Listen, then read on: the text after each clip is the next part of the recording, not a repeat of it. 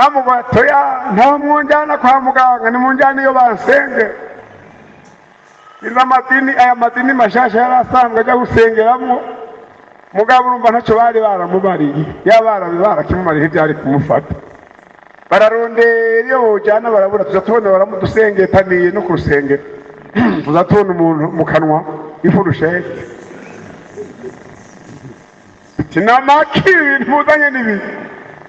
Bati uyu muntu ari munsi mukuru wo gusohora amahasa yabyaye, tuzatubona ari indya za mbere zica ziruma mu magage n'ifurusheti uko nyene mubibona. Na kamera yari muri urwo rubanza izirafotora. Tuti ni mumwigize ngaha, kamera igomba gukurikira tutoya ibyo iwacu nta publicité tubigirira, biciye muri kamera. Wowe niwicaye hagiye ibisigaye baza gufotora umuntu umutwaye yake. Nta bintu binini ya twakoze, twaramwinjije tuca turaririmba, dufata igitabo cy'indirimbo turaririmba, dufata ijambo ry'Imana turasoma, tuca turamusengera, tuca turaterura furusheti dukurayo. Nta bintu binini ya twakoze, twibutsa amasezerano yaduhaye. Muzoramika ibiganza ku bagwayi bakire, muzosenda abadayimoni mu izina ryanje bazohowe. Dukuyeyo n'indya zari mu muhogo zica ziramuvamo, aca araziyoba. Ikibabaje haheze nk'imyaka 25. Ikibabaje uwo mugore n'uno munsi ntarakizwa. Si bitangaza bituma umuntu akiza.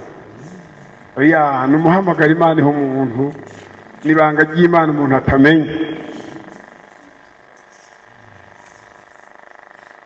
Muzorya icici icyo kizobaga.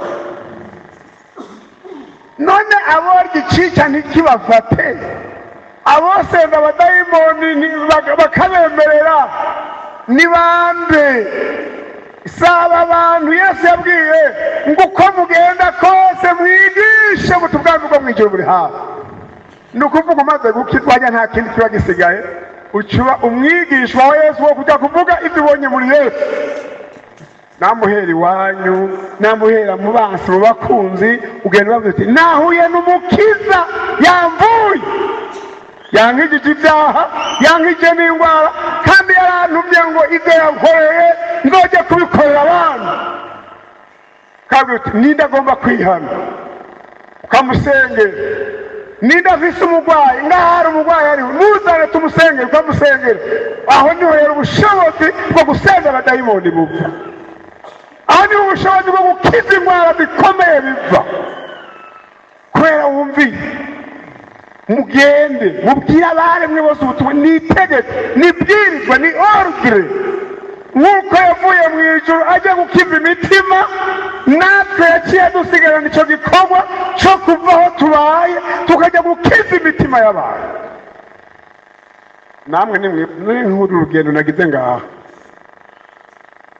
nkahagarika ibintu nakora nkava hamwe nosiga hataco mwungutse kuba rumaze kururugendo, hamwe noza uko naje ko nagusanze akaba ariko ndagusiga twaba twungutse. Ahubwo hari icyo mundiye, hari icyo mutarantunganiriza. Ndakibabwiye nuko mutaranzanira abashasha, nobwira ubutumwa iyo basibuze mu bazana ejo.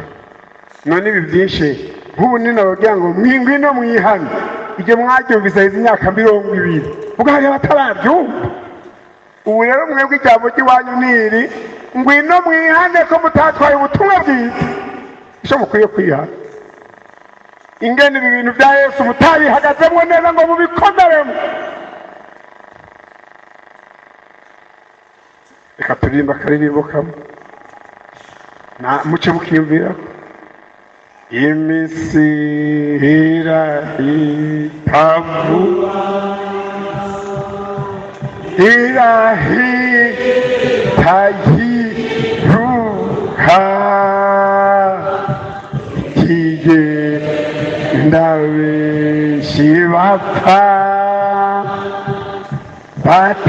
batamenye umukiza. Hariho igikorwa cyacu kora n'umwete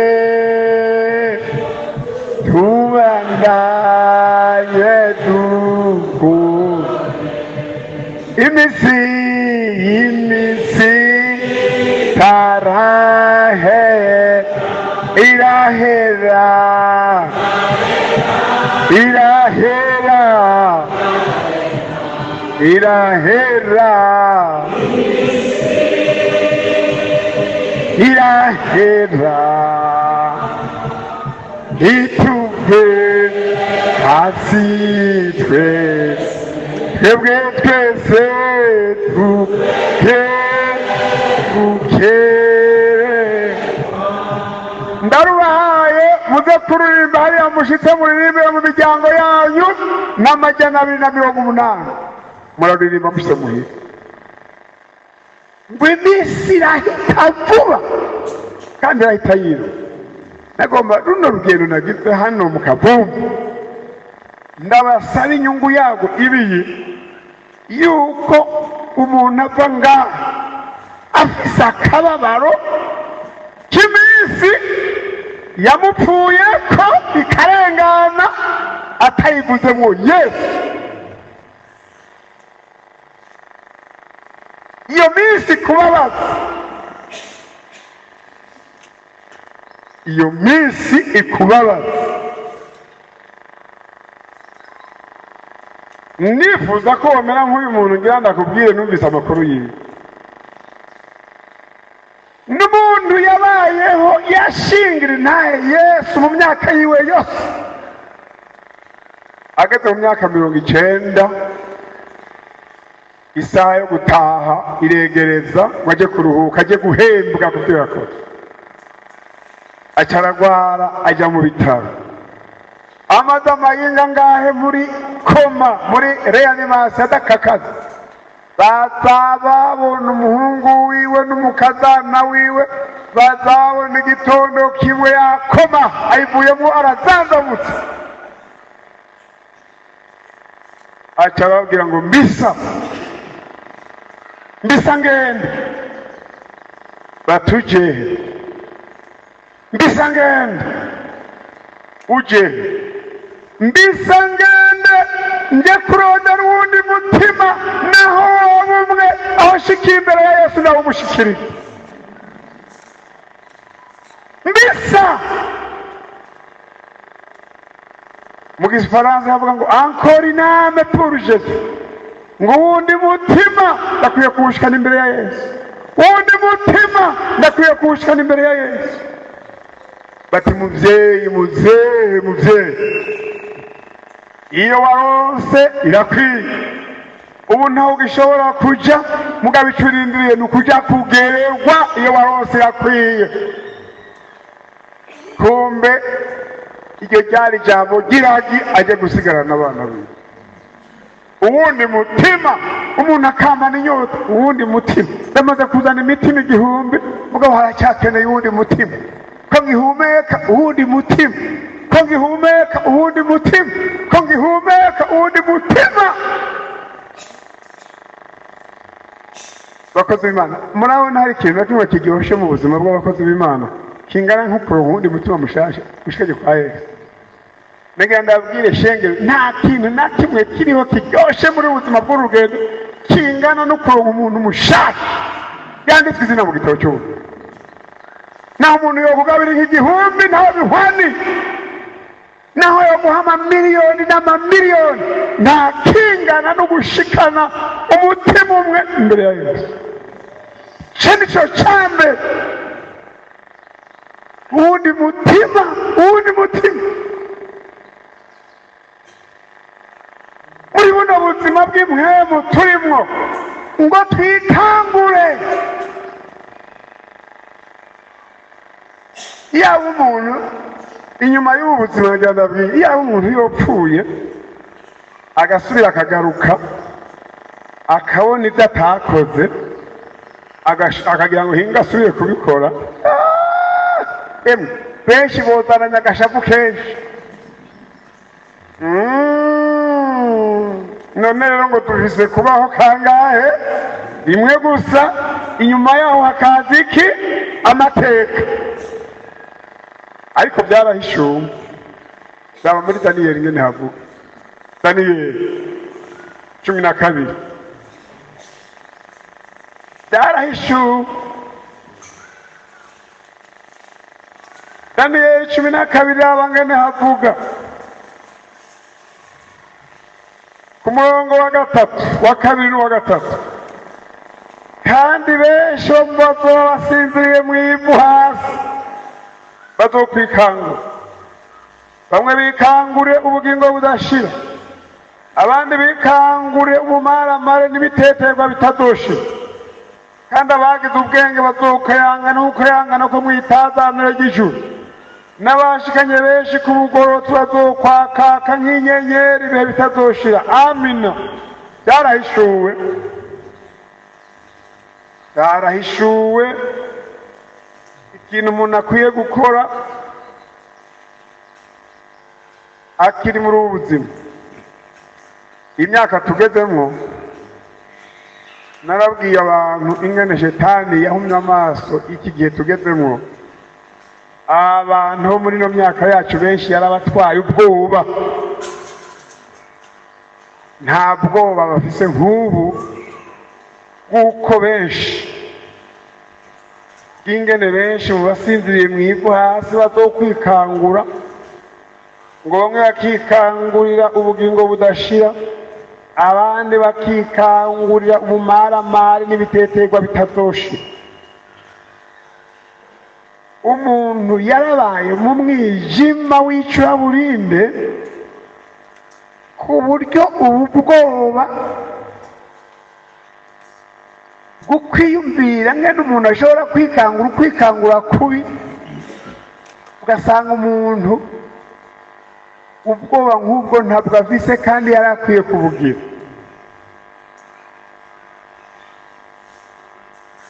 Igihe cyose umuntu abaye muri buno buzima adahora yibaza iherezo ryiwe,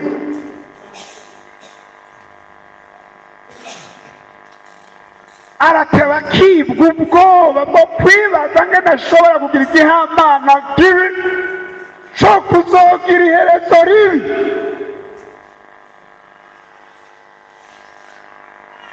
Muri iyi myaka tugezemo,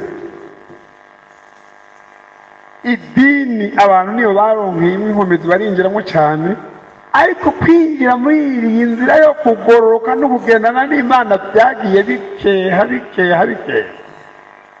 Sizokwibagira umunsi umwe nagiye gusengera umuntu hajya muri Rwakarere, abamugwaje bampamagaye ati banguka, kandi sinarinzi n'umwe muri abo bamugwaje. Umugabo nuko babaza ati ninde yo dufasha gusengera umugwayi, katubona barahanahanye nimero n'iwanjye baratevye barayironka. Shitseyo nari mu rubanza, ndibuka nari muri mariage ico gihe, ndiko navuga muri iki kintu cyo kutitwara igihereze, ndiko navuga kuri iki kintu cyo kutibaza ngene umuntu azozuka, ngo azukire ubugingo budashira cyangwa ubumaramare butazoshira. Shitseyo sanga uwo muntu agwaye ariko aranigana n'urupfu, hasigaye gato ngo rumujane mugo usanga ntaragenda. Ndababaza ikibazo, yitwa nde? Baca barambara izina batitwa naka, cantangura kumuhamagara izina naka. Rwa rupfu rero, burya n'urupfu ruratinya abantu b'Imana, ruratinyira ijambo ry'Imana dufise. Nza mbona rurahagaze, nza mbona akenge karagarutse, aca arambwira ngo vuga ndakumva. Ngabavuze nabi, nta guca bugufi kuri muri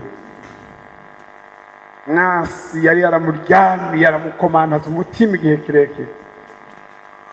Ndamubaza nti aba bantu bakugwaje bantumye ko ngo nze kugufasha, none sinzi ku muntu nk'uyu ugeze ko hari ibyo ubona twogufasha je n'umukozi w'Imana. Arahora, nza numva ngo abandi baramfashije. Iri banga ry'ukubaho utibaza iherezo, ubuzima bwawe bukaguhera n'utibaza iherezo. ndasubira ndamubaza ikibazo kigira kabiri, aba bantu bakugwaje bantumye ko ngo nze ndiruka kandi nje ndiruka ngo ndagusenge ku kibazo cy'umutima wowe uvuze kugira ngo niwarangiza urangize neza. Arasubira arahura kandi aritonda mu kunyishura arambwira ngo abandi baransenge. Numva nta bindi bibazo nomubaza, byari bikwiye kandi ndasenga nti Mana wakoze ko wanzanye gufasha ubuzima bw'uyu muntu. Icyo nasenze ntabyo cibuka ariko cyane yose kari mu majambo nkaya ni none byambari babyumvise nanjye kimwe gusa nuko icyo nashoboye gukora nari nkwiye gukora ndagikoze. Ajya mpeje gusenga nsasohoka hanze mwibaraza kugira ngo mbaze bamwe bantuma kumweho, mbega mwandondeye ngufashe umweho mwarafashijwe mwarihaye. Nyiriko ndababaza gutyo umugore wa mugabo acaza arakoma induru ngo wa mugabo wanje arapfuye, bamwe no mufashe warupfu ega ntigwariko bari gwasonera abakozi b'Imana kugira ngo icyo akora nimba yabishatse gikore. Urubonye aronse bakwe akaripfisha ubusa, iri bakwe nturipfisha ubusa, ishobora kuba rijyanye warupfu ruti ni wowe wiyangaye ko ni wowe wiyishe cyangwa tugenda bicarura twara. Wa mugore wiwe nawe atangura kuvuga ati mugabo wanjye ntupfe utihanye. Nago ruguma rutwara kuko ibyo yihana n'umugore we yarabitse. Mugabo wanjye ntupfe utihanye byabi ayatanga kuvuga ngo reka basi ndakwihanire. Umuntu yanse kwihanira ntawe umwihanira ngo reka basi ndakwihanire,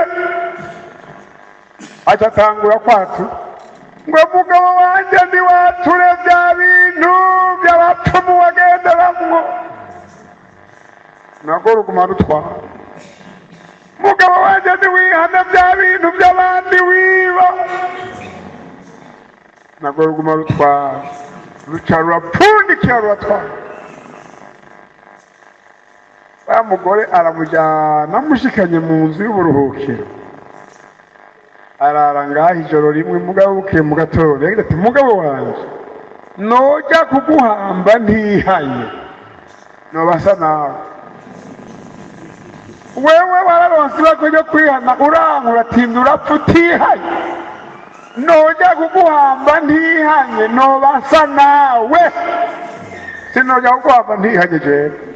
Yaciye ajya kwihana bukeye azovuga ati naho yabyanze je narabicaga. Nimwibaze rero bamwe bazozukira iki umarabare n'ibiteterwa bitazoshi kubera yanse kwihana abandi bo mutwewe. Umunsi umwe nagiye gufasha umuntu yantumye ko agomba kwihana, mugabo nsanga biwabo niho bari. Iwamugo wowe wantumye kuko uzoza gusengera ngo wihane, aca arazangazanga araho nditahi. Ariko hari abandi agenda ugiye kumusengera ko yaciye urubanza agaca abwira abantu bari baje kumuraba nimusohoke ngo banyage n'umukozi w'Imana. Ibyo byose biva kuki?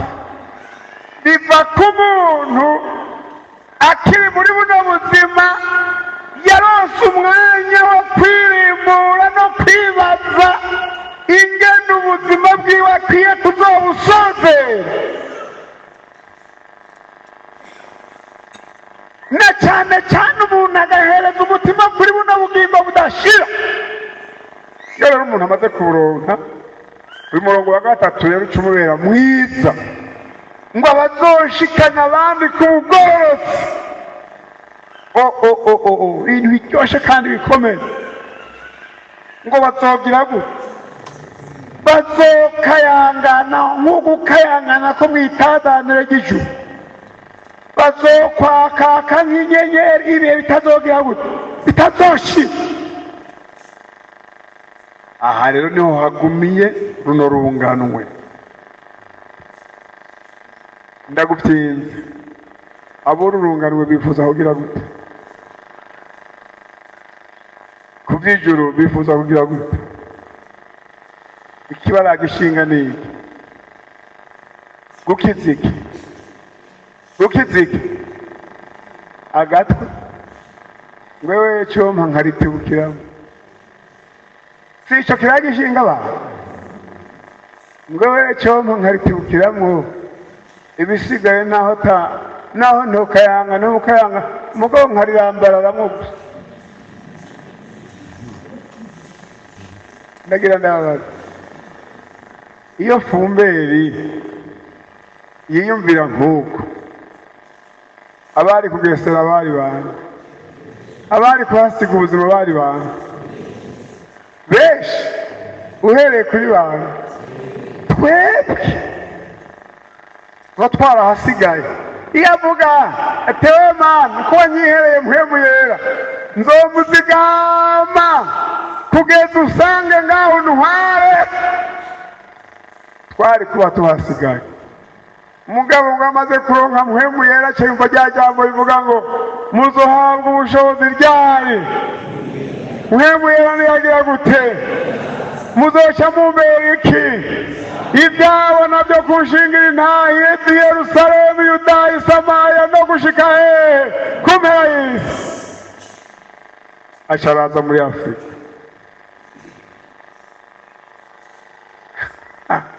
Nawe nimwibaze,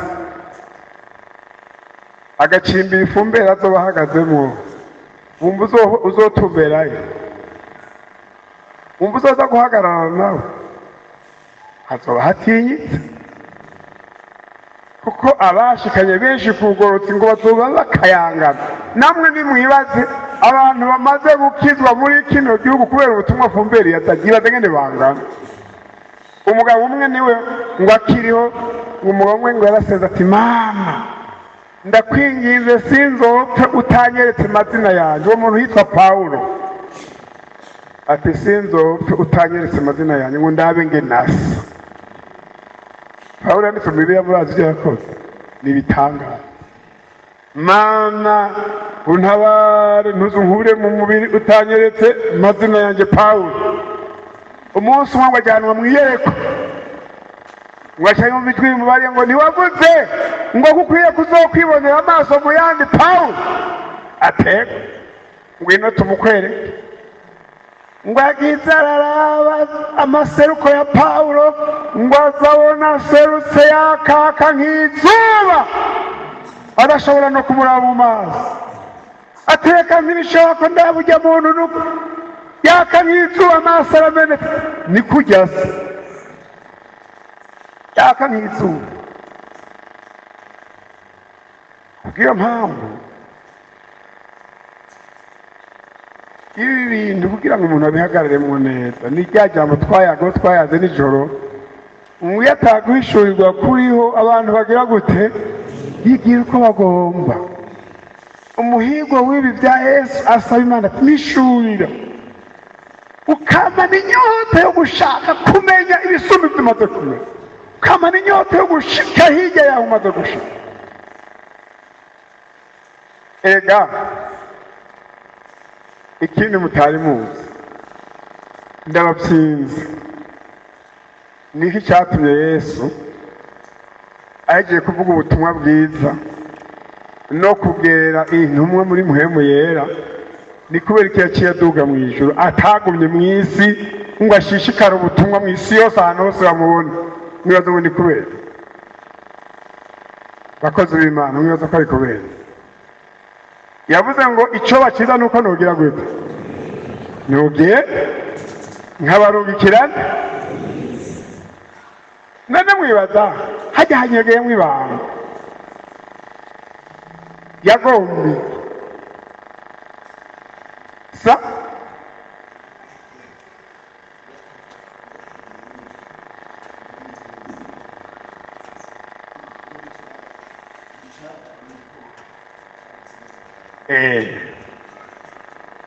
nabwiye kugira ngo bitore neza. Dusubire muri Yesaya 5:3, muca mubona impamvu atagiye kubivuga muri Aziya yose, atagiye kubivuga muri Buraya, atagiye kubivugira muri Afurika.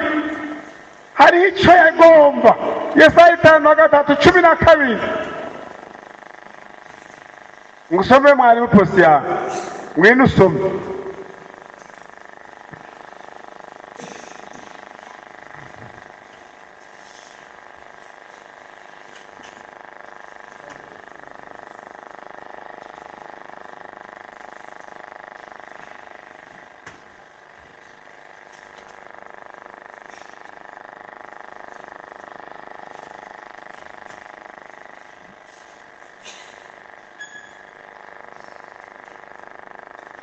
Nico gituma azomugaha nico gituma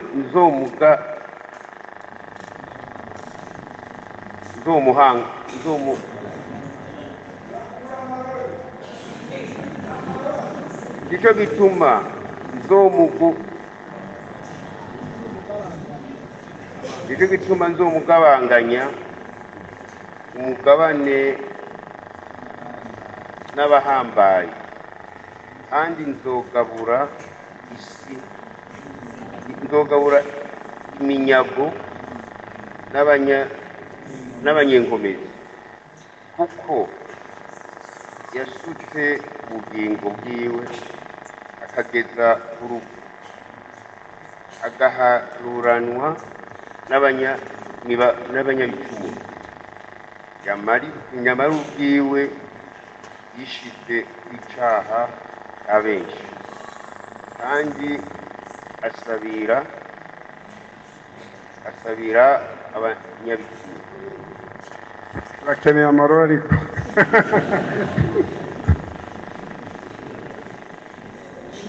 ngo ndico gituma nzomugabanganya iki sa namwe mukeneye amarori.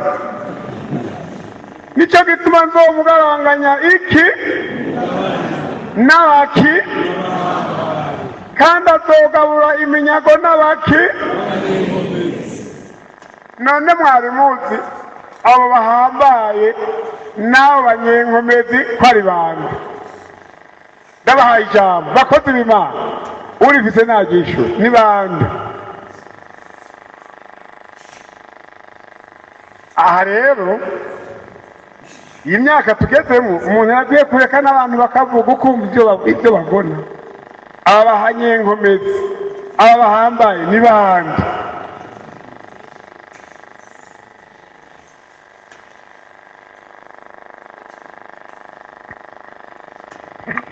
Yishure wewe nyene, nawe nibishure. Oya vuga nawe, vuga ntango, ege nabahaye ijambo mwese.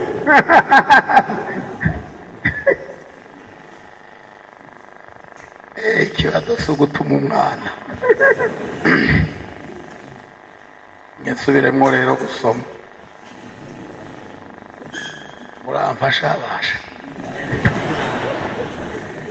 Nico gituma nzomugabanganya umugabane n'abahambaye, kandi azogabura iminyago n'abanyenkomezi, kuko yasutse ubugingo bwiwe akageza ku gupfa, agaharuranwa n'abanyabicumuro.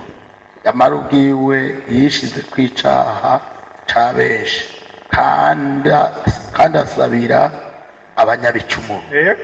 Ishura rero bwa mbere hoho ni ukubanza kumenya uwo muntu uwo ari we. Ubu ni Yesu. we warumvikana, arumvikana. Kandi ikigira kabiri, umuntu akaraba n'icamuhaye iryo teka yari karavugwa ko, nk'uko twumvise mu ijambo ry'Imana ko yasutse ubugingo bwiwe akaburekura, agateba agaharuranwa n'abanyabicumuro, kandi ari umuntu w'Imana, ngo agasabira abanyabicumuro. Ico ni ikigira kabiri.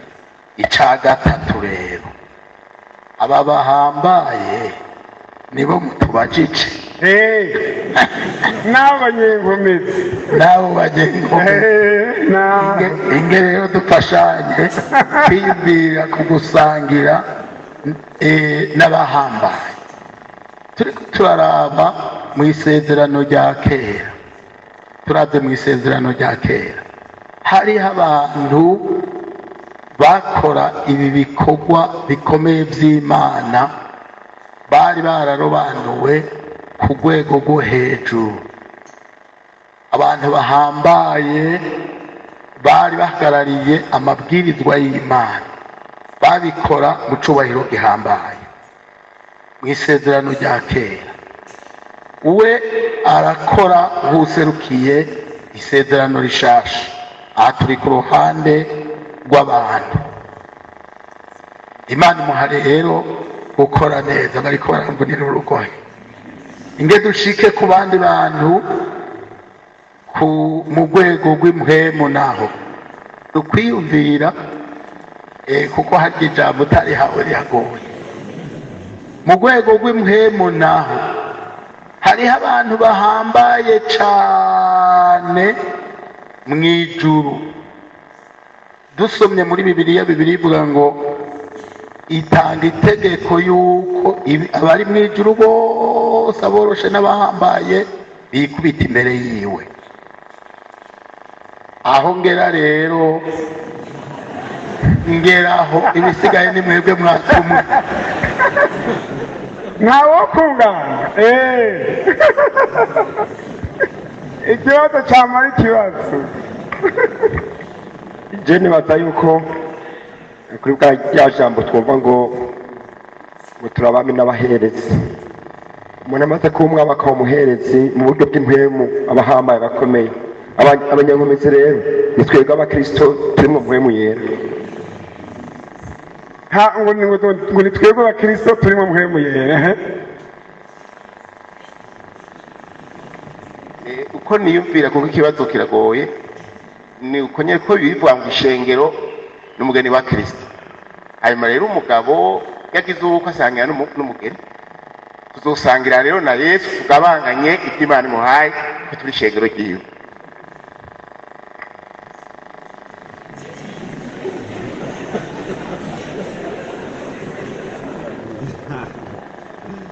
Ndaho nyine mwarimu François ariko tweho turubwoko batorani dukoranije kubabami n'abaherezi turihanganye abantu basiwe kubinyeguyianje odukwizishimwe. Aho rero umva umwami n'umuherezi nta wundi ari hejuru yiwe, twebwe nyine twarabihawe. None Yesu naho yakora, naho yatumwe n'Imana akaba ari Imana izomuha ko ku byacu. Ibyo bavuze byose ni byiza, aho badashitse ni hamwe.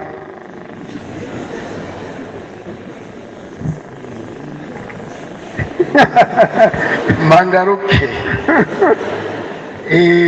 reka tuza turahembuka bukebuke. Naho turi mu mubiri ntitugwana mu buryo bw'umubiri.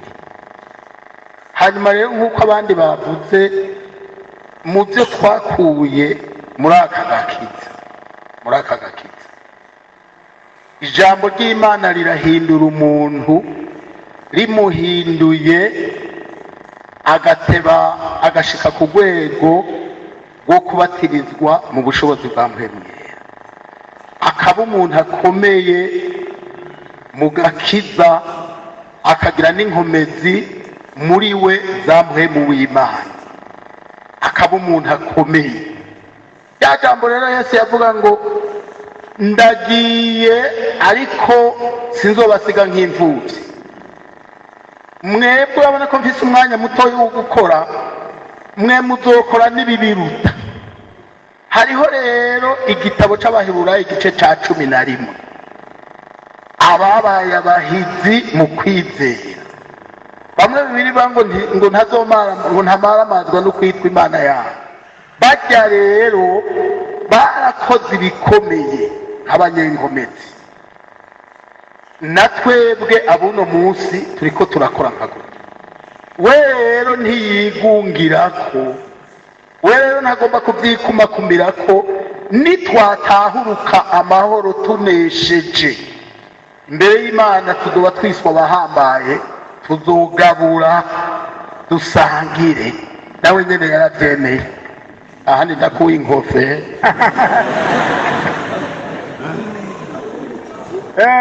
Basha, aha rero bigabishwe ku musozi. Nakara niho twarangiriza.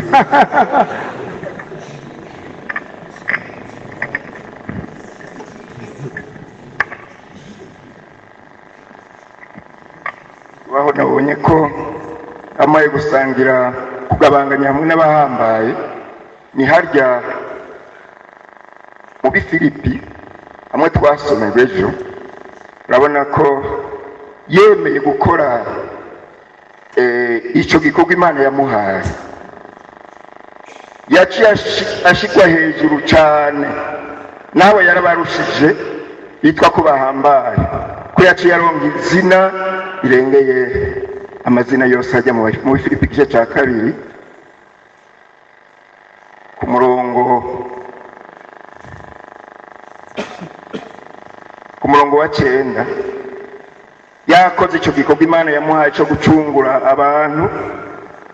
Ku murongo wa 9 avuga ngo nicyo cyatumye Imana imushira hejuru cyane, amuha rya zina rirengeye ayandi mazina yose, kugira ngo amvi yose azapfukame mu izina rya Yesu, ayo mu ijuru n'ay'ibyo ku isi n'ay'iby'ikuzimu.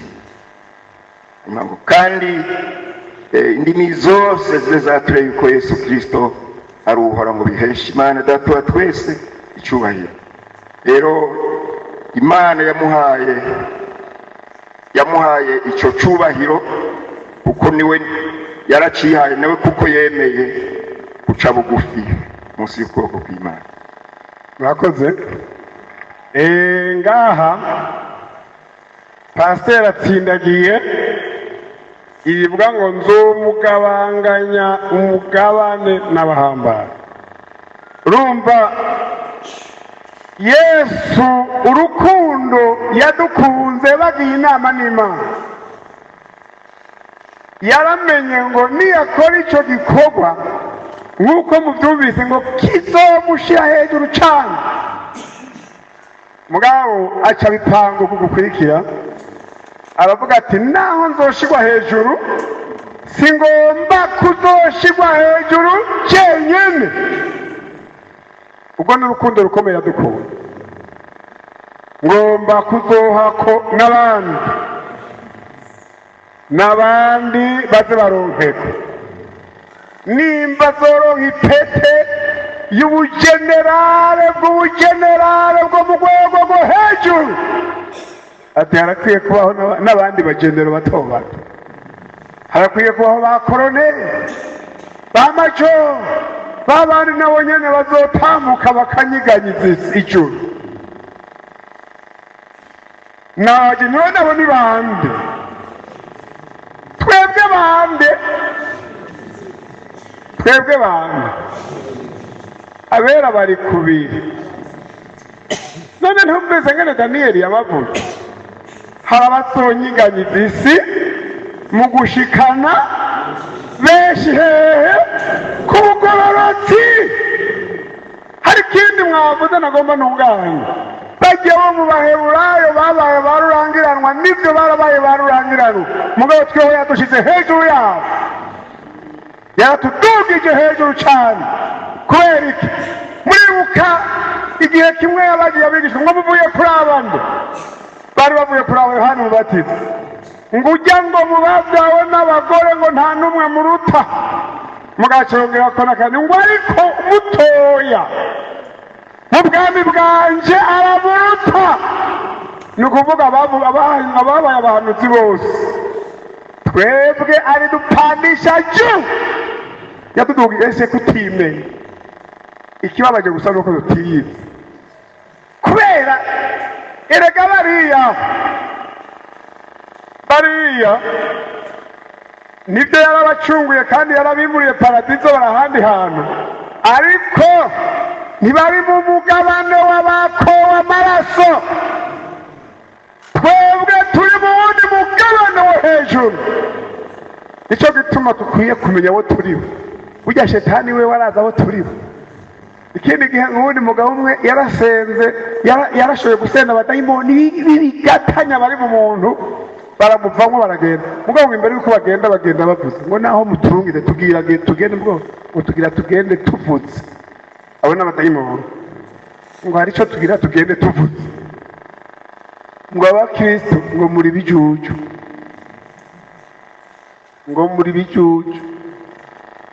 ngo kuko agaciro mufise ntako muzi bayi icyo baragenda.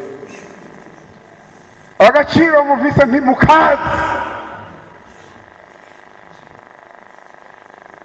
yatudugije hejuru. Nicyo gituma ngo azoga banganya iminyago n'abanyenkomezi. None nk'igihe hamwe n'abada nti quartier résidentiel fumbera zo barimwo, wibaza ngo uzopfa gutumbera ukugira gutumbereyo uzoba wasigaye urakora nk'ibyo yagize gute yakoze. Bazovuga ati navuye i Buraya ndaza muri Afurika. Wowe wavuye muri Afurika ujahe? None ntimuzi abihanye batagiye muri uwo mugwi w'abahambaye, Bibiliya bavuga ngo bazoshika mu ijuru nk'abagize gute, nk'abokowe mu muriro. Ni bamwe nababwira rero bagwanira iki agatwe kabo, bajya ngo bazoshikayo abazogateramira neza, mugo bagashikwa ko ku munota wa nyuma bishoboka ko bemerwa ngo bazoshikayo nk'abokowe hehe mu muriro. Ariko hari abandi rero batazoshikayo nk'abokowe mu muriro, ibishiriri bahebye amagara yabo ku bwa Kristo, bahebye amagara yabo, barahebye ikintu cyose cy'uko bokwitwa barurangiranwa ngaha muri ino si, batugenzo barurangiranwa mu ijuru. Muramaze kubona abatazi ibanga, muramaze kubona ngene bapfa intebe. Nabona abakizwa b'abanyamubiri batafise muhebe, bosanga iyo ntebe wicaye ko baguhinduriye bakahashira uwundi muntu.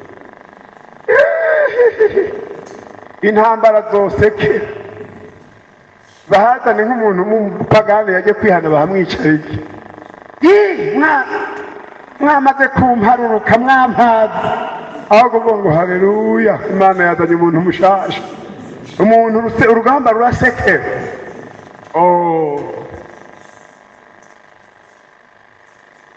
Abantu barapfa ibyo batari bakwiye gupfa. Yesu yavuze ngo ugomba kuba mukuru nawe umusuku w'abandi, umutoyi mu bandi, uce bugufi. Nicyo kibanza kinini gisumba ibindi bibanza. Mugoba nagomba nabwire uyu mugabane w'abahambaye, aba banyenkomezi n'abantu bagize igihagararo muri runo rugendo, baramenya uwo bakorera, bamukorera nk'abamuzi. Abakozi b'Imana batwaye ubutumwa bwiza ruguru, murazobaza tukanumvise amakuru yabo. Umwe hari uwashitse mu Burundi bwa ruguru, imbeba zitangura kumurira impuzu, zirazirya zirazihasha, ngo arazitegereza ati mwambeba timwambeba, ati yaba nari nahamagawe na naka acavuga amazina y'abakozi b'Imana bamusengeye, bamubwiye ati ntugende ujyane n'Imana. Ati yaba aribo bamuhamagaye mbasubiyeyo, timuvuga ko ari Imana yamuhamagaye, ni murye n'izindi mwongere murye, nzokorera Imana. Ko nukumenya yaguhamagaye. Bibiliya ngo abazi Imana yabo bazogira gute? Bazokomera, bakora iby'amabanga. Uyu mugabane rero w'abanyenkomezi w'abahambaye ntuhera mu bikomeye, uhera mu nzu wawe, uhera muri quartier ubamwo, uhera aho ukorera, ukemera uti nzoba umuntu mutoyi kugira ngo Kristo amenyekane.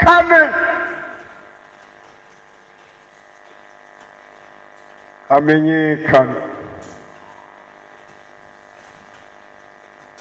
Hariho umugore umwe yabaye mu gisagara cya Bujumbura, yari umukongomanikazi, arakizwa umugabo wiwe aguma n'umupagani.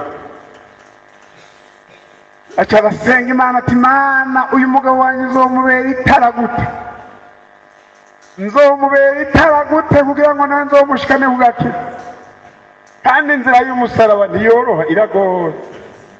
Nyamugabo aba mubi kugeza aho yarongoye umugore agira kabiri.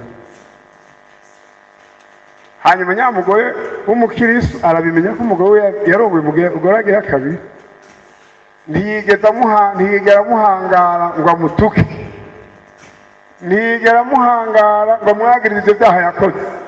Ahubwo icyo yakoze, yumvise mukeba yiwe yabyaye, aca agenda ku isoko gusuma, afata ibiseke n'amakapu, ahitana abana bati ngo hano tujye ngo tujye kuraba so yarabyaye, ngo tugemurire umugore wiwe n'umwana tumushyire amakado, papa wanyu yarabyaye. Wa mugabo arabyitegereza, naronse umugore w'igitanga, aho wumva ari kuhashobora, ishyire ku munzani aba ko ari kuhashobora.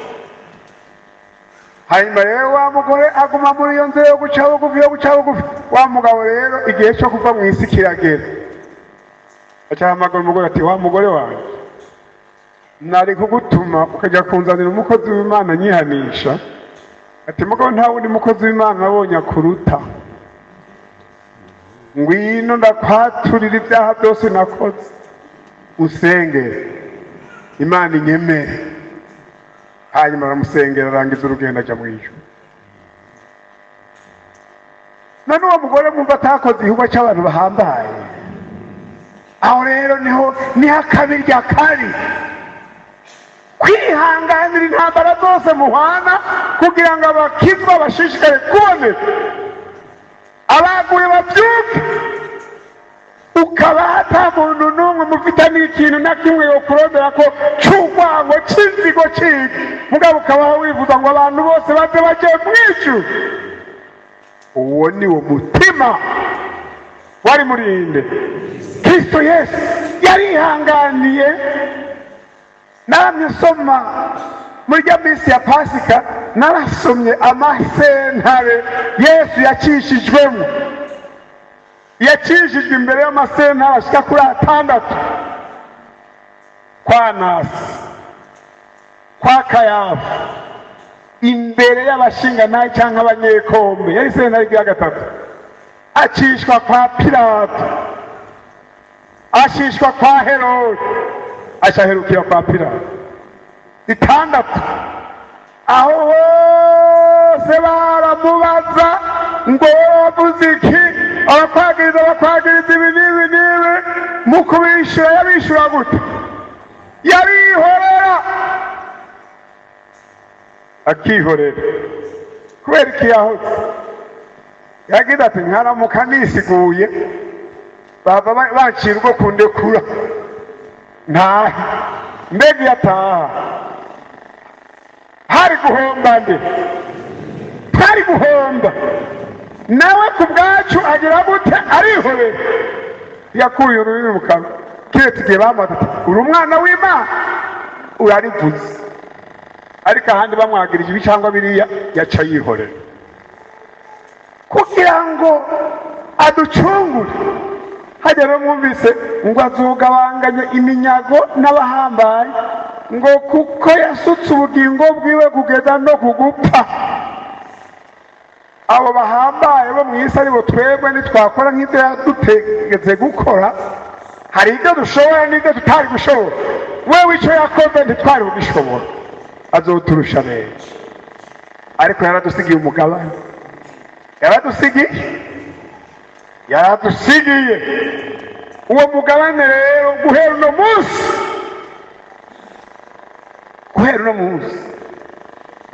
raba iminsi usigaje kubaho, iyagupfuye kubusa uyibwira uti, wa minsi wapfuye kubusa, nta kundi ndihangana, urambabaje ariko nta kundi.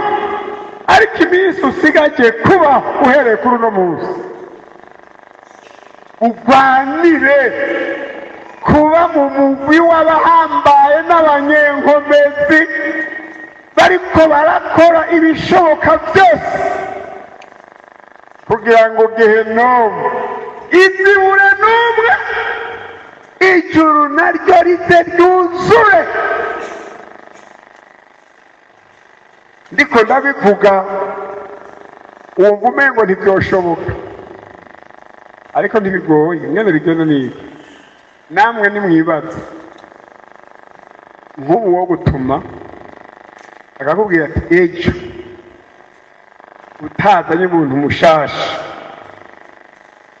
uzoba ukoshije cyane, genda umurondere mpaka umurongo, ugaca ugenda ukarondera ukamuzana. Twese umuntu akazana umuntu mushasha, ndagupfinze ejo tuba turi bangahe? Hamwe umuntu wese yozana umuntu mushasha ejo ku munsi wa gatanu hano muri no rusengero twaba turi bangahe?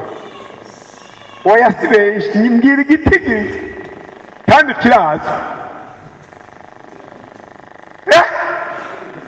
Matematisiye yagitowe twaba turi uku tungana ibetangabo kangahe? Kabiri.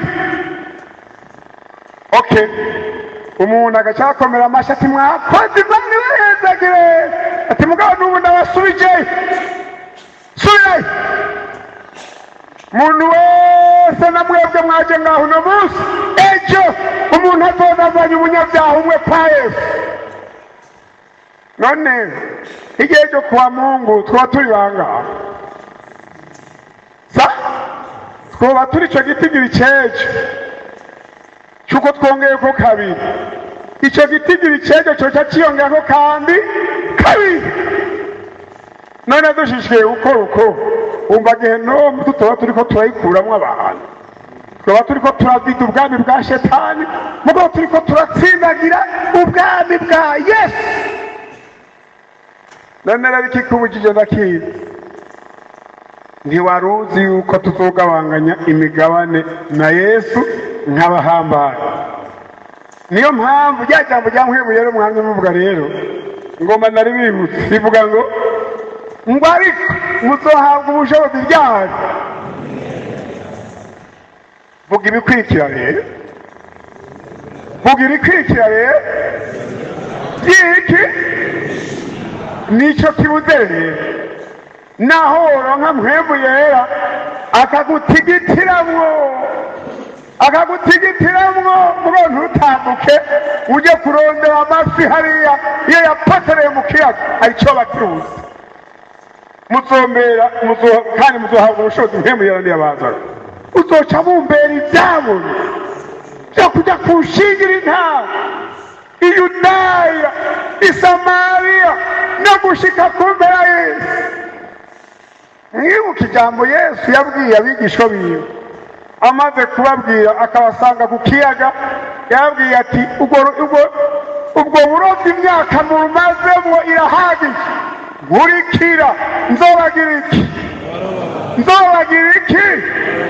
Abaroba abantu. Yo nimwibaze kubaho urumurovyi w'abantu, ucugira umutima wari muri Kristo Yesu.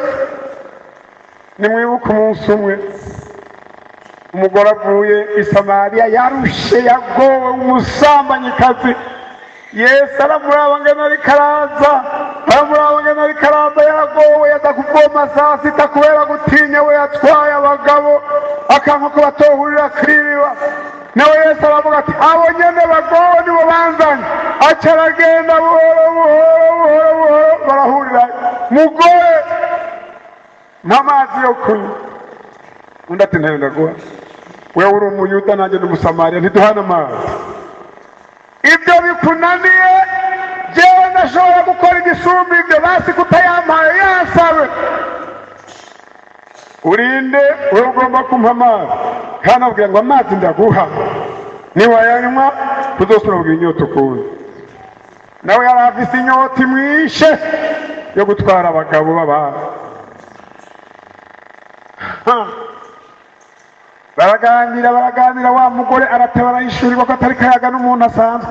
Mpayo mazi ndayabonye kudasanzwe, mpayo mazi Yesu ati ndayaguha mugo banza ugende ugire gute, genda uzanende. Uko niko rero Yesu ameze.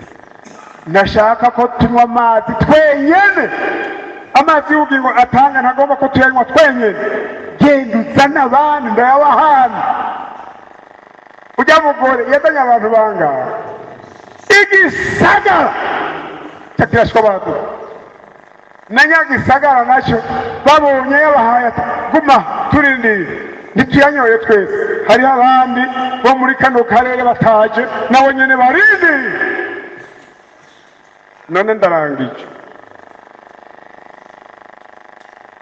ngiye ndamukije mwebwe iyi minsi tuzomarana, nzoramutsa mwebwe mwese abanyeshengero, ariko jewe uko nabishaka, nashaka ndamutse n'abataraza mu ishengero.